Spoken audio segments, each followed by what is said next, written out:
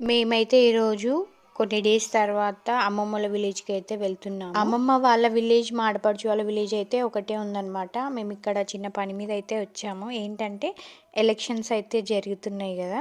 ఇంకా మీకు తెలియంది ఏముంది, మేము బయటకి ఎక్కడికైనా వెళ్ళామంటే మా సంచిలో ఏదో ఒక స్నాక్స్ అయితే ఉండాలన్నమాట మాకు మధ్య మధ్యలో తినడానికి. ఈ మిక్చర్ అయితే అమ్మ పెట్టించారు మాకు. అది కొన్ని బాక్సులు అయితే వేసుకొని వచ్చాను. ఇదే అమ్మమ్మ వాళ్ళ ఇల్లు, తనే అమ్మమ్మ వాళ్ళ హౌస్ అన్నమాట. అది చిన్నప్పుడు హాలిడేస్ వస్తే పిల్లలందరం ఇక్కడికి వచ్చి కొన్ని డేస్ అయితే గడిపేవాళ్ళం అనమాట. చాలా బాగా అనిపించేది.